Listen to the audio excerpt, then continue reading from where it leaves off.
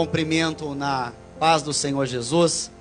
Quero externar aqui profundamente a minha gratidão pela vida do apóstolo Wesley Alves, da pastora Vanessa. Agradecer também a Deus pela vida do meu amigo e querido pastor Nildo Oliveira e também a minha querida irmã em Cristo, a doutora Kelly Ivanix. Amém? Queridos, o Senhor, Ele sempre completa a obra que Ele começou. É tempo de continuarmos com as nossas cabeças levantadas e com os nossos joelhos no chão, porque Ele é poderoso para fazer infinitamente mais do que pensamos ou imaginamos pelo seu poder que opera em nós. Agradeço também imensamente a cordialidade, a presteza, a hospitalidade e a generosidade. Desde o primeiro dia que eu estive numa quinta-feira, que eu fui muito edificado pela palavra, pela vida também do pastor Alexandre Escolari. Amém? Querido, eu convido a abrir a sua Bíblia juntamente comigo, por favor, no livro do Evangelho de São Lucas, capítulo 23, versículo 50.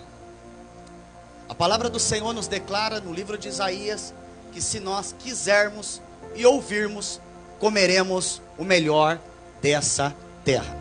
A palavra também diz no livro de Salmos que o Senhor, Ele tem satisfação, contentamento, alegria, prazer quando nós prosperamos.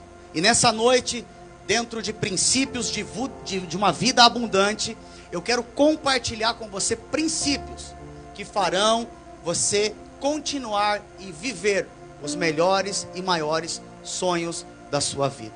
Charles Chaplin dizia que quem sonha só, sonha somente só, mas quem compartilha os seus sonhos realiza. Muitas vezes não compreendemos e entendemos as maneiras pelas quais Deus trabalha, e muitas vezes o nosso sonho se transforma até em momentos de pesadelo. São aí que são estabelecidos, porque já foram constituídos os planos de Deus sobre a tua, sobre a minha, sobre a nossa vida. Amém? Livro do Evangelho de São Lucas, capítulo 23, versículo 50. Havia um homem chamado José, membro do conselho, homem bom e justo, que não tinha consentido na decisão e no procedimento dos outros. Ele era da cidade de Arimateia, na Judeia, e esperava o reino de Deus. Dirigindo-se a Pilatos, pediu o corpo de Jesus. Então desceu, envolveu-o num lençol de linho e o colocou num sepulcro cavado na rocha, na qual ninguém havia ainda sido colocado. Era o dia da preparação e estava para iniciar o sábado. As mulheres que acompanhavam Jesus desde a Galileia seguiram José e viram o sepulcro e como o corpo de Jesus fora colocado nele. Então foram para casa e prepararam perfumes, especiarias aromáticas e descansaram em obediência ao mandamento. Amém? Querido, a palavra do Senhor nos diz que Ele é poderoso para fazer infinitamente mais do que pensamos ou imaginamos pelo seu poder que opera em nós. José de Arimateia é um personagem riquíssimo, na qual nós podemos extrair princípios maravilhosos que vão nortear a nossa vida no que é tocante à nossa vida secular, profissional, material e financeira. Nessa noite, de uma forma específica, eu quero falar sobre princípios de vida abundante para que você tenha êxito na sua vida financeira. Essa cadeira que você está sentado, inclusive com uma excelência extraordinária, custa dinheiro. Salomão disse que o dinheiro a tudo responde. Essa gravata linda que você está usando custa dinheiro. Essa chapinha, irmã, esse cabelo maravilhoso que você veio para o culto nessa noite, custou dinheiro também. O grande problema que nós vivemos na era da apostasia é que alguns se desviaram na fé e por se apostatarem, estão mercadejando a palavra. E nessa noite, eu quero compartilhar com você alguns princípios para que você viva dias ainda melhores e maiores de abundância na sua vida, além das quais você já tem vivido.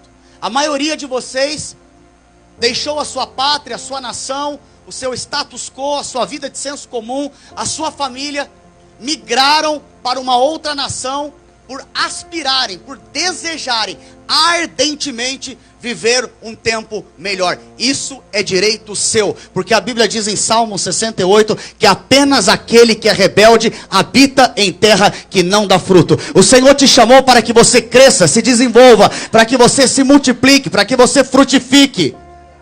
E nessa noite eu creio de uma forma muito específica e abundante que eu estou ministrando essa palavra em uma terra fértil. Porque a questão não é contribuir, ofertar. A questão é honrar a Deus em uma terra que é fértil. Onde nós vemos o fruto daquilo que semeamos diante dos nossos próprios olhos. E isso aqui é notório, é plausível, é visível, é sintomático.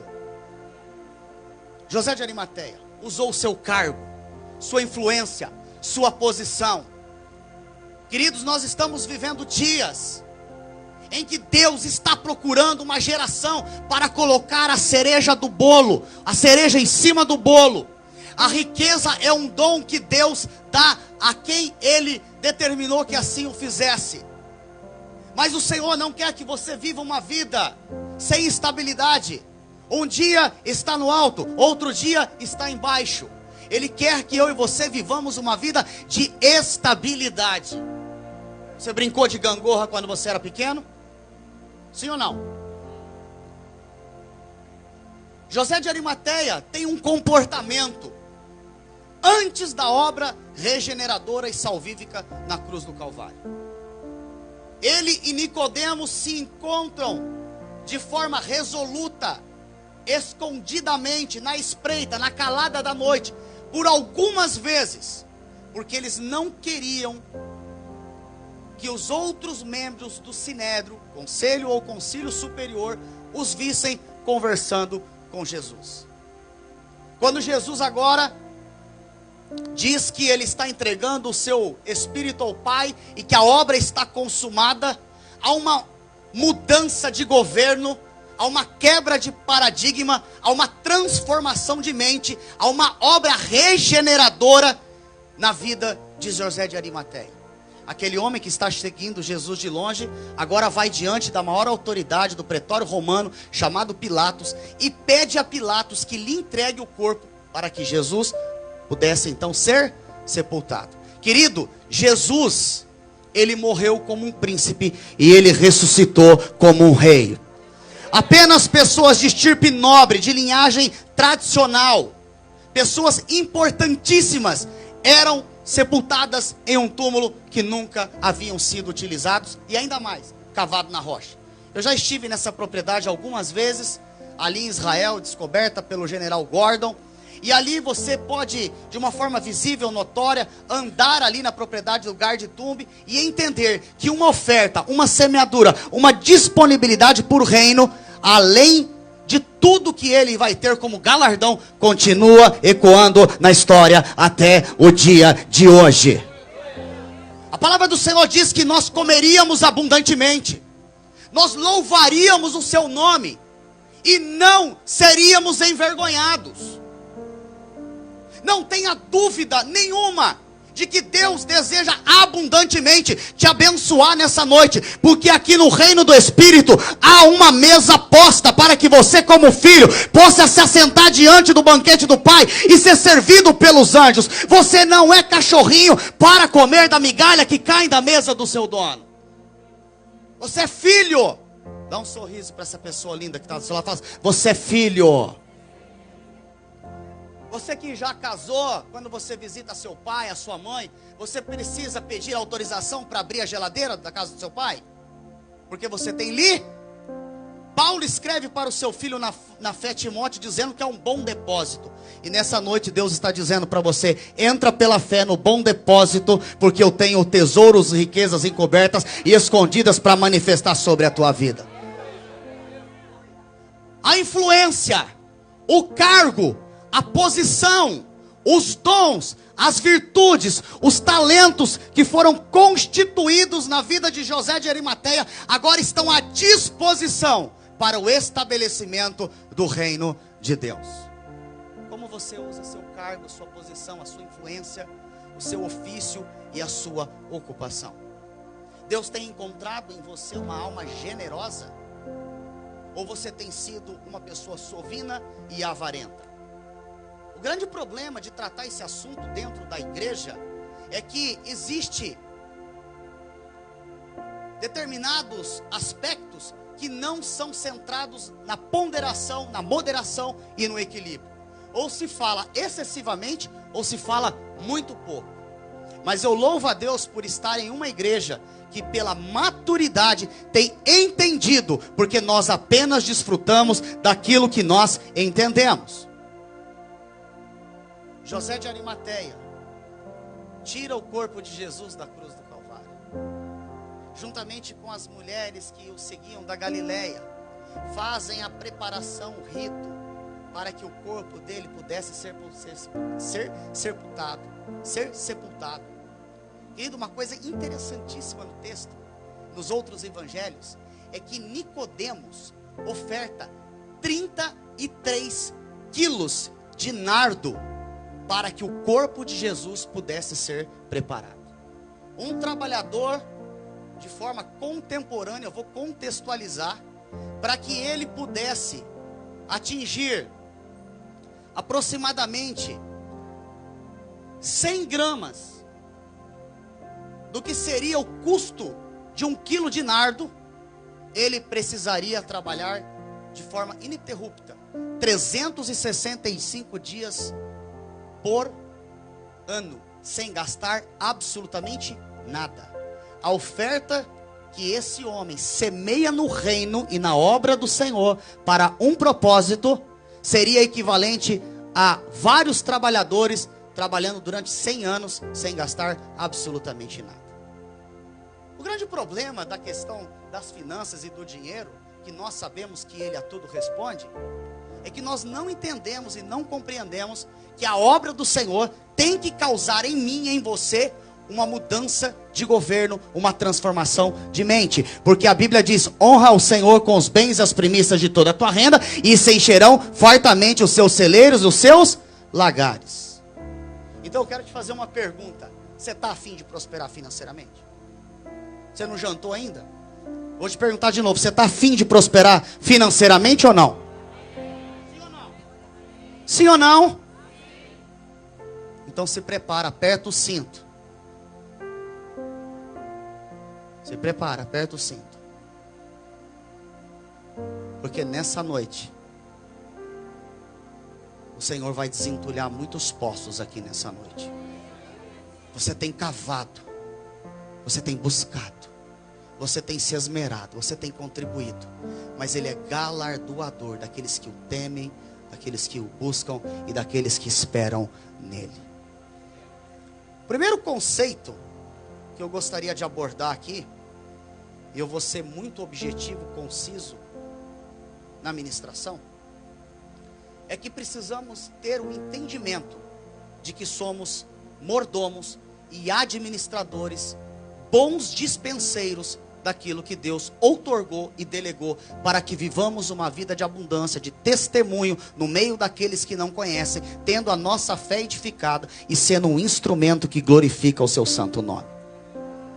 Para isto eu lhe pergunto: que tipo de administrador você é? Porque existem apenas dois tipos. Repita comigo, por favor: o administrador fiel e o administrador infiel. Lucas 12:42 relata a respeito desse princípio. Gênesis 39:4, a Bíblia fala que José do Egito foi um bom dispenseiro. Querido,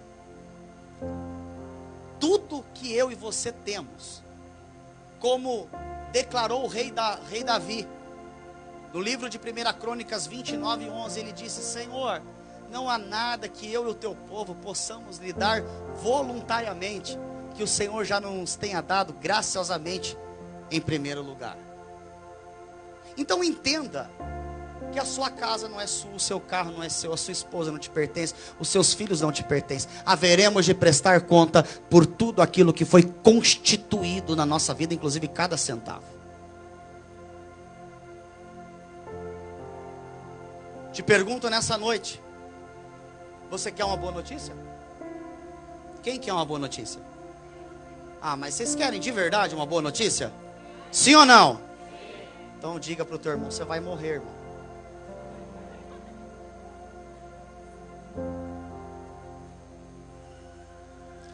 A Bíblia diz que o homem veio do pó da terra e ao pó da terra voltará. A Bíblia diz em Tiago capítulo 1, versículo 9, Isaías 46, a Bíblia compara a nossa vida dentro de uma figura de linguagem, de uma metáfora, com a neblina que vem e ela passa, e como uma flor que nasce, vem o sol, ela seca, murcha e ela morre.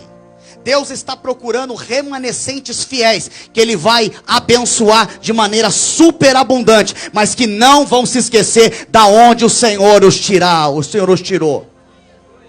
Será que o seu coração nessa noite está apto, dentro de uma ambiência espiritual, de uma atmosfera de milagre, para que você receba muitas vezes mais além do que você pensa ou do que você espera? Que tipo de administrador que você é? Você é do tipo que, se precisar, vende a mãe para se dar bem na vida?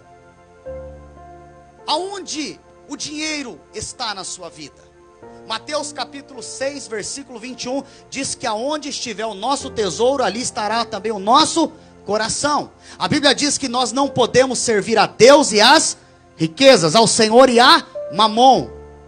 Paulo, quando escreve para Timóteo, diz no primeira epístola, no capítulo 6, no versículo 10, que o amor ao dinheiro é a raiz de todos os males. Ele não disse que o dinheiro é a raiz de todos os males. O dinheiro, ele é uma bênção.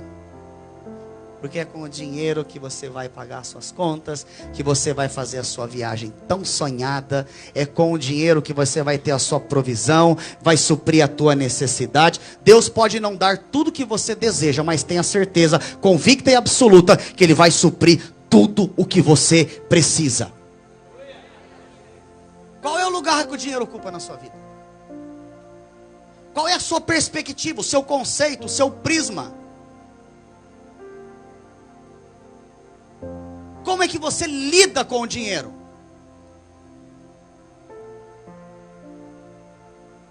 Qual é o lugar que ele tem ocupado no seu coração?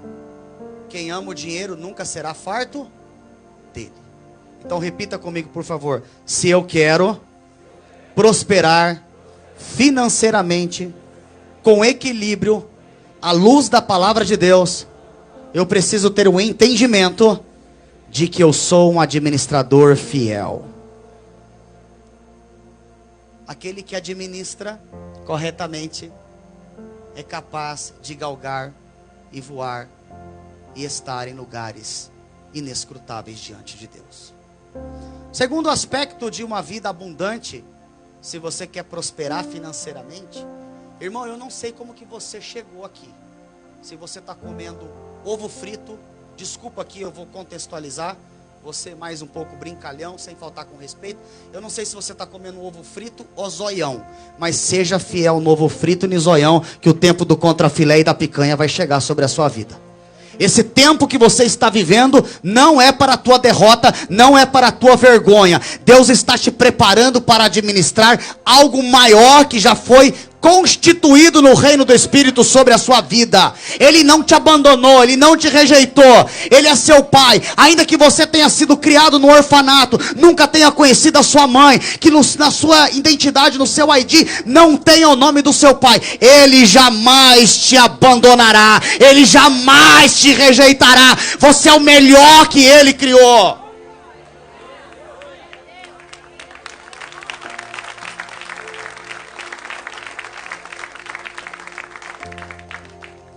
Quer prosperar financeiramente? Sim ou não? Sim.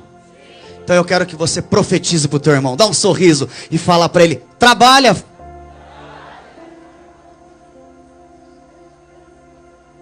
A primeira lei espiritual de prosperidade é o trabalho.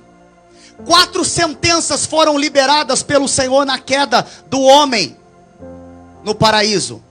A primeira, o Senhor dá a Ele mesmo a presciência de ser o primeiro profeta. Ele não compartilha isso com ninguém. Então, após a queda, ele vira para a serpente e diz: e dela nascerá um que esmagará a sua cabeça. A segunda coisa que acontece é que a Bíblia diz que a terra passa a produzir espinhos e abrolhos. A mulher agora passa então a ter o seu trabalho de parto com dores. E a Bíblia diz que o homem comeria do suor do seu trabalho. E eu não estou fazendo aqui uma simbiose, uma figura de linguagem entre aquilo que é, no que é tocante à vida espiritual. Deixa eu te falar uma coisa. Eu vou prestar conta do que eu estou pregando aqui, você que você está ouvindo. Você não está vendo asa nas minhas costas aqui. Aqui tem uma pessoa cheia de problema, pregando para um monte de gente que tem problema, mas que na face do Deus do impossível nós estamos aqui nessa noite. Então toma cuidado com o que você está pensando enquanto eu estou pregando.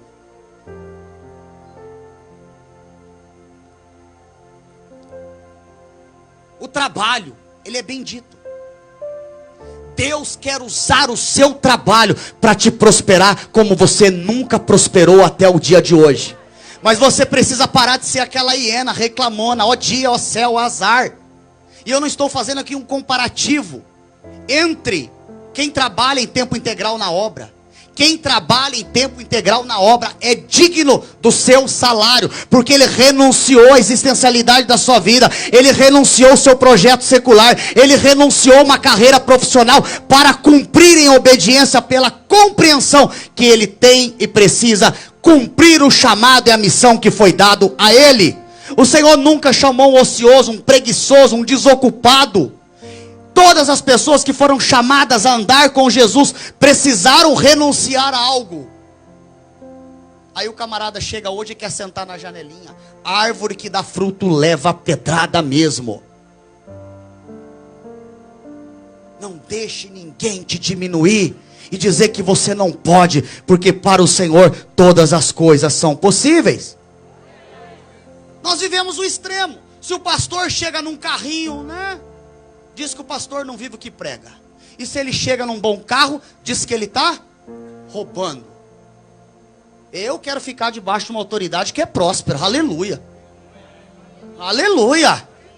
Quando eu entro nesse lugar aqui, sem ser de forma alguma demagogo ou lisonjeiro, não há desculpa para vocês não contribuírem de forma liberal e generosa. Então você precisa converter seu bolso nessa noite, tomar vergonha na sua cara. E parar de ser governado pelo princípio de Mamon e amar mais a riqueza do que o teu próprio Deus, que é dono de todas as coisas, do ouro e da prata. Se você é babá, se você cuida de uma criança, irmã, você precisa cuidar dessa criança como se fosse a tua filha. Para de beliscar essa criança, uma hora a câmera vai te pegar, a tua casa vai cair. Se você é cuidadora de um ancião, de um idoso, de uma idosa, para de dar tapa na cabeça dele. Cuida dele como se fosse teu pai ou tua mãe, porque uma hora a câmera vai te pegar e a tua casa vai cair. A Bíblia diz que nós precisamos lançar a semente, Eclesiastes 11:6, e que nós devemos nos esforçar para que ele possa então nos ajudar, Neemias 4:6. E a Bíblia também nos ensina a aprender com a formiga e não sermos preguiçosos. Deus está levantando e procurando uma geração de homens remidores que fazem as coisas por excelência, esperando dele a sua recompensa.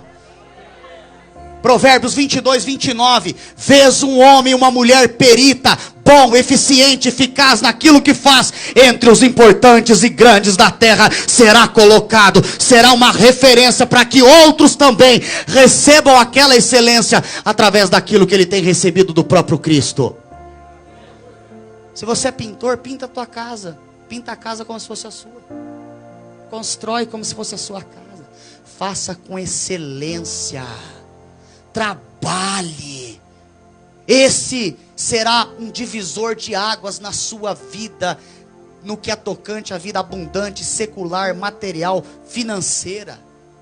Deus, ele está nessa noite esperando um comprometimento e não um envolvimento da sua parte, para que a sua vida nessa área, além de ser destravada nessa noite, ser alinhada, você possa fluir ativado nos dons do Espírito Santo. Deus quer te colocar no campo da remissão nessa noite. Ele quer te restituir tudo que foi consumido. Ele quer te dar dupla honra. Ele quer te exaltar. Ele quer te abençoar. Ele quer que você viva dias maiores e melhores. Ele quer que você morra velho, forte, robusto, como um feixe de trigo recolhido no tempo oportuno, e veja a geração dos filhos e dos seus filhos, porque está escrito em Jó 22:28, que quando eu projeto algo, a luz do Senhor brilha nos meus caminhos, então eu vou bem em tudo que eu faço. Louvado seja o nome do Senhor. Dá um sorriso para esse lindão do seu lado. Fala assim: ainda bem que você não é preguiçoso. Fala para o outro lado agora, fala: ainda bem que você não é cozido. Olha aqui, irmã, você que está na idade aí, esperando para noivar, para casar, vê se ele fica jogando videogame o dia inteiro. Porque se ele fica jogando videogame o dia inteiro, pode casar, filha. Mas quando casar, saiba que você vai sustentar você e ele também. Ah, Senhor, mas a palavra do Senhor diz que as bênçãos me alcançarão. Aí o cidadão dorme até 2 horas todo dia. Se colocar uma tartaruga, uma lesma, a lesma e a tartaruga chega na frente dele, ó, quilômetros e quilômetros de distância. Querido, entenda uma coisa: assim como imagina a sua alma, Provérbios 23:7, saia do ostracismo, da letargia, da apatia. Saia da vida de indolência, de procrastinação, porque a hora é agora. A hora de você arrebentar a boca do balão já chegou, é agora. As pessoas precisam e vão ouvir falar muito do que Deus está fazendo na sua vida, porque Ele não te abandonou. Eu quero profetizar na sua vida, com todo respeito, porque a gente treme aqui nesse altar, irmão. A unção aqui é tremenda. Que você vai se apaixonar novamente pelo seu trabalho. Aleluia. E não haverá apenas multiplicação, haverá multiplicidade, de tal forma que você vai desfrutar daquilo que Deus tem te dado sem dores, para a glória do nome do Senhor. Vamos a louvar o Senhor com a salva de palmas.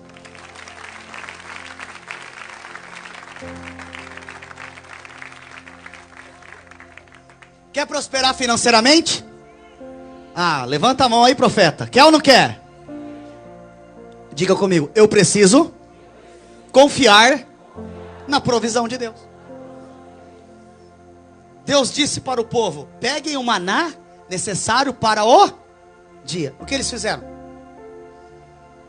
Confiaram na provisão? Não. Jeová Jiré, o Deus provedor, te proveu ontem, está te provendo hoje e vai continuar provendo amanhã. A sua vida vale mais que 2 pardais. Confia na provisão de Deus, querido.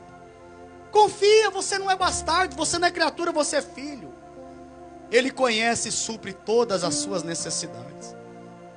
A falta de confiabilidade plena na palavra de Deus nos coloca em momentos de depressão, que é o excesso do passado, aonde nós nos ressentimos pelas decisões erradas e pelas oportunidades perdidas. A falta de confiabilidade nos lança em um estado emocional de estresse, que é fruto de uma frieza espiritual que atinge a nossa vida de tal maneira que nós ficamos esgotados emocionalmente. Então vem a estagnação física. O estresse é o excesso do presente, e a ansiedade, a síndrome do pensamento acelerado, é o excesso do futuro. Hebreus 13:5 diz que nós precisamos sermos gratos e vivermos contentes com o quinhão, a porção, com o nosso jardim que Ele tem nos dado, porque Ele é o dono do ouro e da prata. Você tem sido controlado pela ansiedade, mas saiba que Deus, Ele tem todo o domínio no céu, na terra e embaixo dela. Ele é o único nome sobre todo nome no céu, na terra e embaixo dela. Você não é qualquer um. Quando você anda na rua, vai um anjo com uma espada de fogo que guarda a tua entrada e a tua saída. O maior poder, Dínamos, o Paracleto, ele mora, ele flui, ele geme dentro da sua vida. Você não está sozinho, ele está convosco todos os dias da sua vida. Deus te levanta nessa noite como um remidor de fonte. Toda derrota, toda falência, toda bancarrota, todo espírito de prejuízo, tudo aquilo que aconteceu nas gerações passadas, nas heranças geracionais.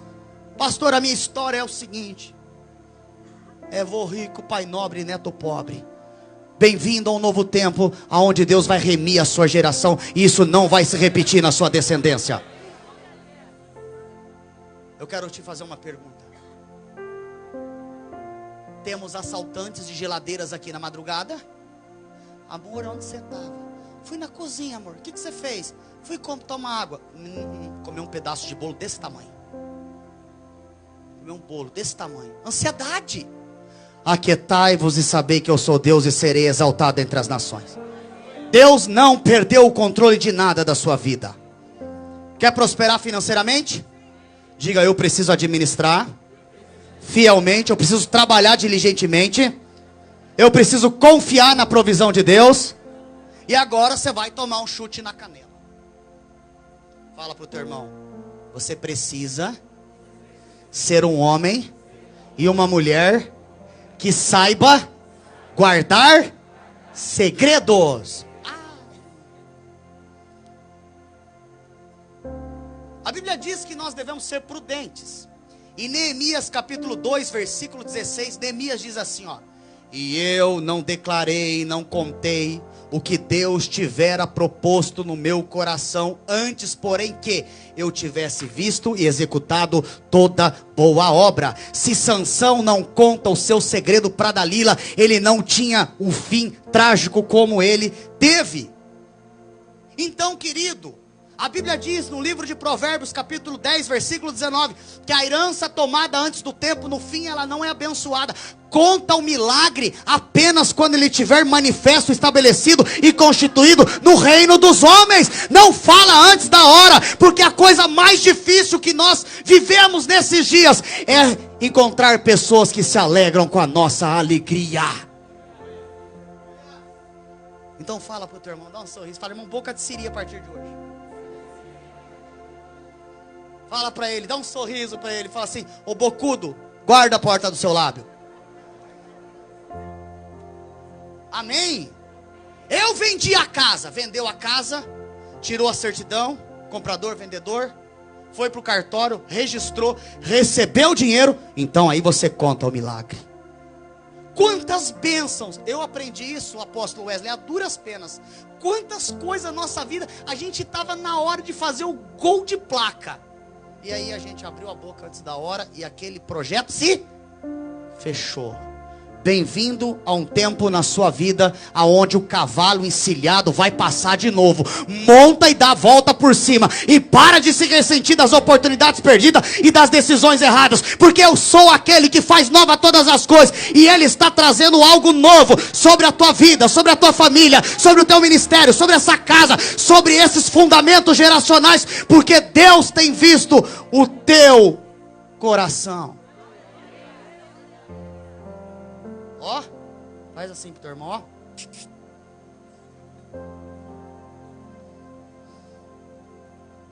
Quer prosperar financeiramente? Cumpra os votos que você mesmo pactuou. Salmo 65:1. A Bíblia fala a respeito dos votos voluntários, 1 Crônicas 29:14, Salmo 54:6 e Esdras 3:5.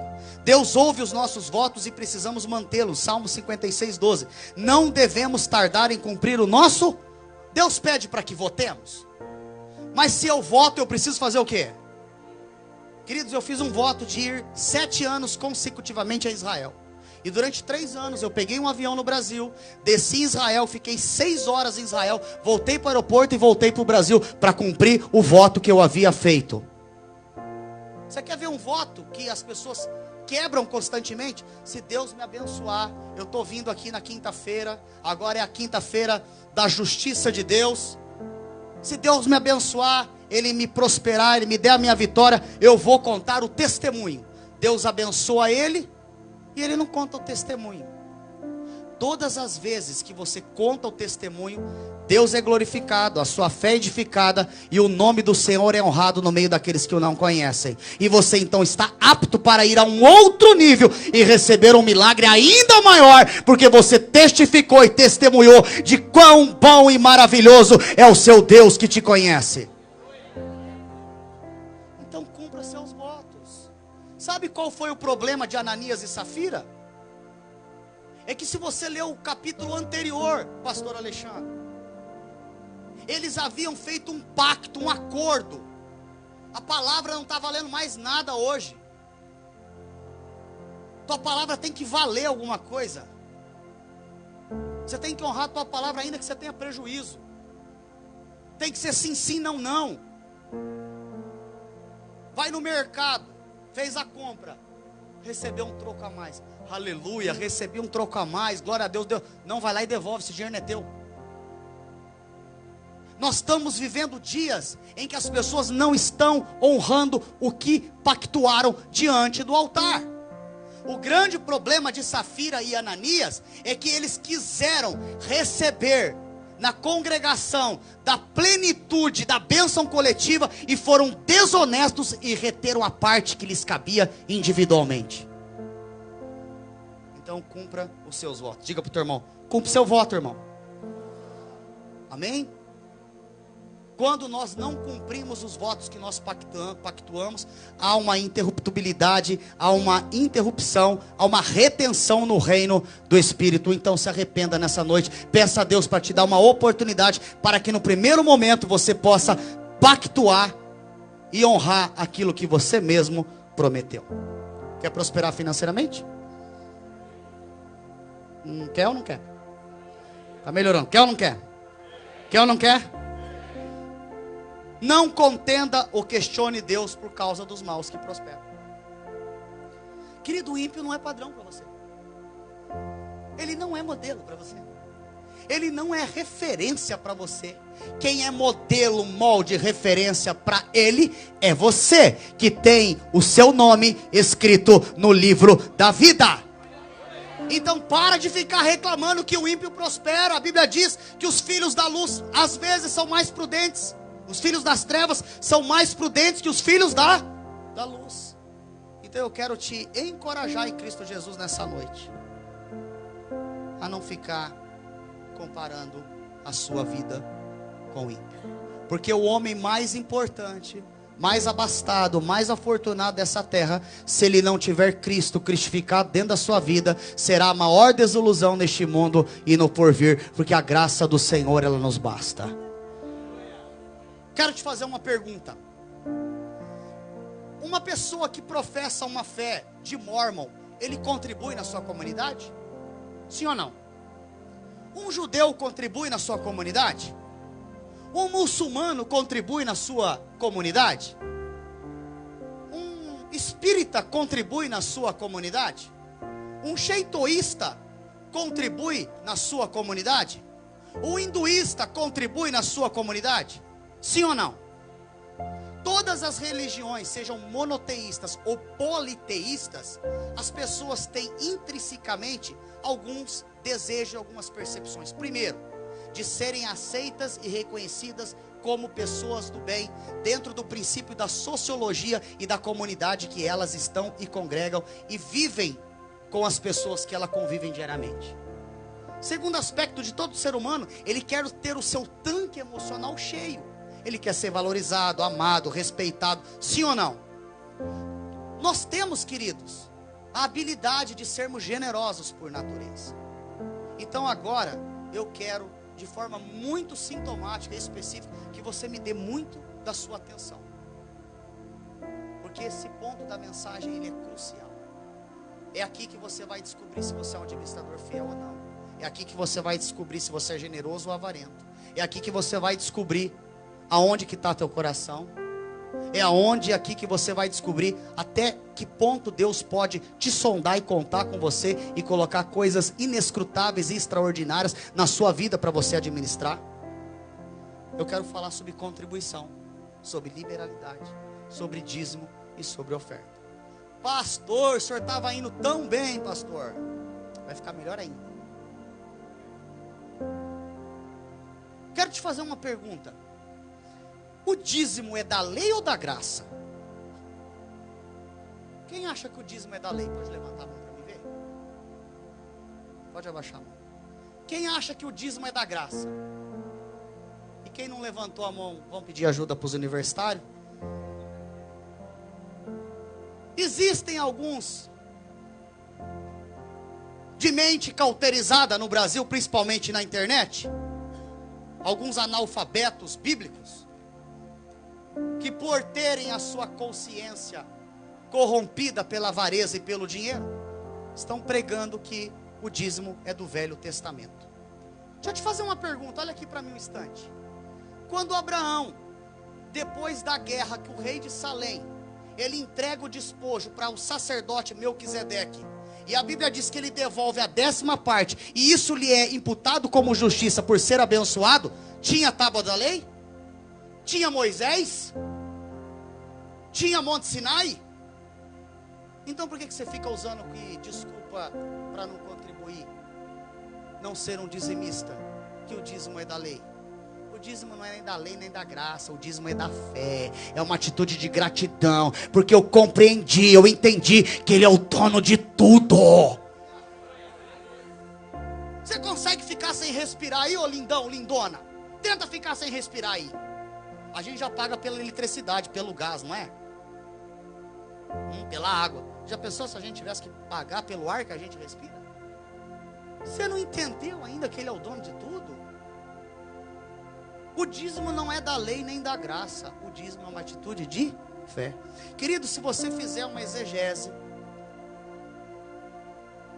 adotar um princípio de teologia sistemática, fazer uma hermenêutica do livro de Hebreus no capítulo 7, você vai compreender e entender dentro da cristologia, que é a figura de linguagem de Jesus em cada centro, em cada livro da Bíblia, que Ele é o sacerdote Melquisedeque. Quando você entrega a tua fidelidade aqui, você está entregando para o próprio sacerdócio de Melquisedeque, que não tem fim e que é de geração em geração.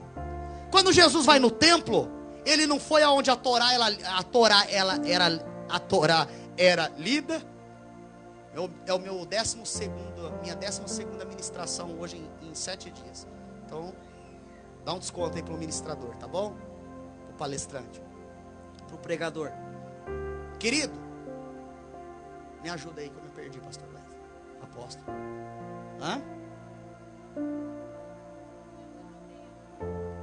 Vocês estão espertos, hein?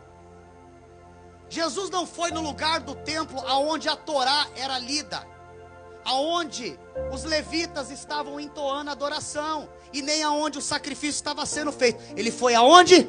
No gasofilácio. Ah, mas esse negócio de dinheiro, Deus não se importa. Ah, é? Gideão fez a provinha com Deus ali, sim ou não? E aí a hora que ele disse, tá bom, Senhor, eu sei que é o Senhor que está falando comigo, então eu estou pronto. Aí Deus falou, você está pronto? Tô. Então me dá o boi de 7 anos. Quero te fazer outra pergunta. A terra é bendita ou maldita? Quem acha que a terra é bendita, levanta a mão. Quem acha que a terra é maldita, levanta a mão. Abra sua Bíblia em Gênesis 3,17. Eu já estou entrando na parte conclusiva da mensagem. Gênesis 3,17.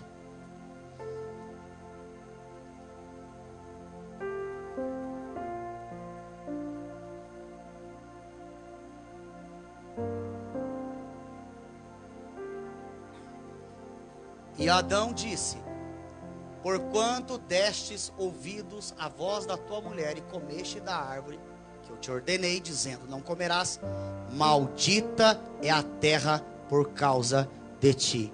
Com dor comerás dela todos os dias da sua. Gênesis 5:29. Vamos para Gênesis 5:29?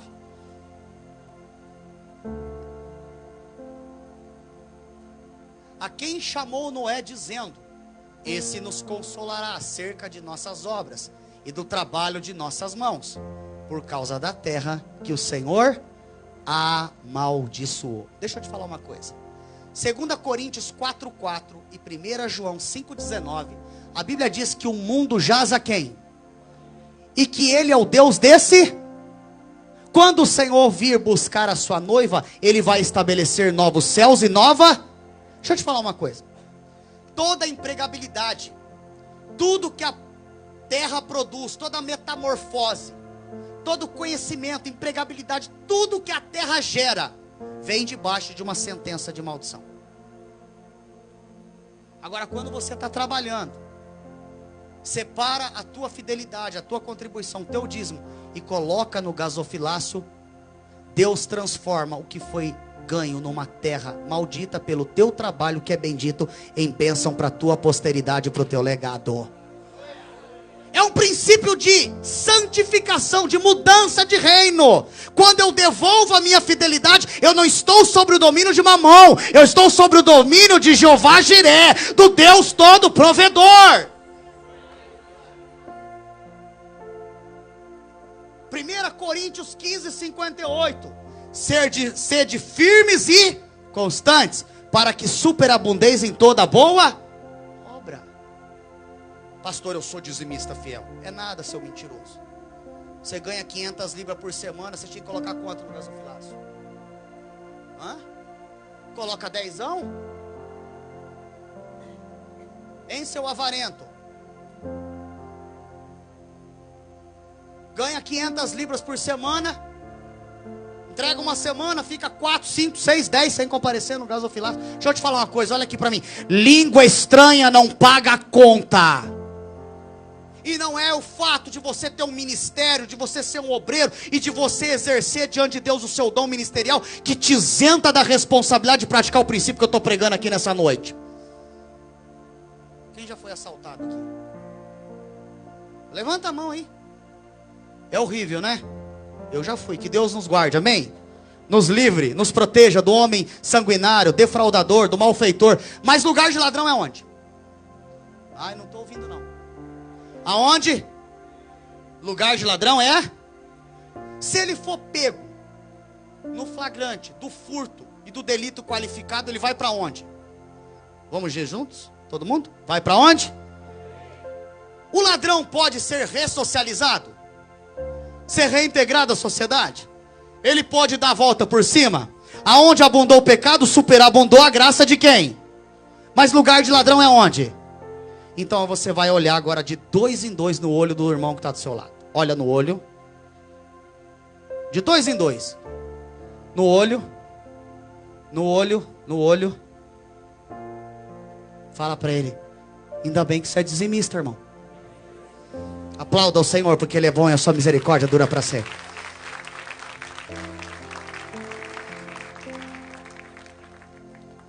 Quer prosperar?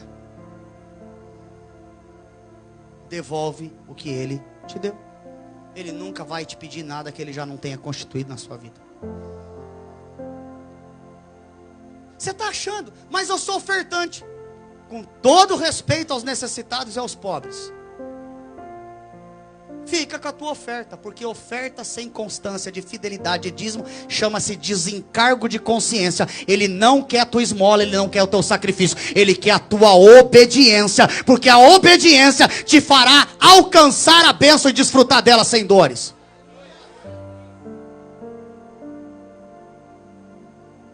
%50 da igreja é fiel no dízimo, em todos os lugares da face da terra. Não é específico aqui da de Londres, e nem porque vocês não são ensinados e doutrinados. Pelo contrário, são muito bem fundamentados nos ministérios, inclusive no apostólico. O grande problema é que a gente muitas vezes não confia na provisão de Deus e não consegue caminhar em níveis extraordinários de uma fé ativa. Como é que está a sua fé? Deixa eu te falar uma coisa. Você quer prosperar financeiramente? Quem está com a esposa aí? Quem está com a esposa? Alguns não estão com a esposa ao lado. Mas quem está com a esposa do lado, pega na mão dela aí. Ó, não escandaliza não, que eu estou pregando Bíblia, em 1 Pedro 3,7. A Bíblia diz que se o casal não estiver em concordância, as suas orações são o quê? Interrompidas diante de quem? de Deus. Então deixa eu te falar uma coisa, mulher é igual forno a lenha, começa cedo. Ela acordou, falou assim para você: tô com olheira, profetiza, fala: você tá linda, amor. Esse negócio de vocês virem de mão dada para a igreja e dormir em cama separada tem que acabar, porque isso está minando a prosperidade financeira de vocês. Aí a culpa não é da campanha, do pastor, nada, a culpa é sua. Essa criança tem que dormir no bercinho dela, na cama dela. Esse negócio de dizer: tô com dor de cabeça, tô com dor nas costas, hoje não dá, hoje tá doendo, tem que acabar. A sua vida íntima com o seu esposo, com a sua esposa, não pode ser especial de Roberto Carlos uma vez por ano, não, meu filho. Como diz o gaúcho, quem é vivo, peleia. Então pega na mão dela, olha no olho dela e fala assim: é hoje. É hoje. Eu quero declarar que o seu casamento é um cordão de 3 dobras que não vai se arrebentar, que toda frieza, que todo espírito de avareza, que tudo aquilo que tem sido colocado para gerar prejuízo, vai acabar no nome de Jesus. Irmão, trata ela como uma princesa. Fala para ela: amor, a gente às vezes está na maré, na dificuldade, estamos vendendo almoço para comprar janta, mas eu sou grato a Deus pela sua vida, porque dias melhores estão por vir, e nós vamos arrebentar a boca do balão. O teu problema é que você não devia usar sapato, você devia usar uma ferradura.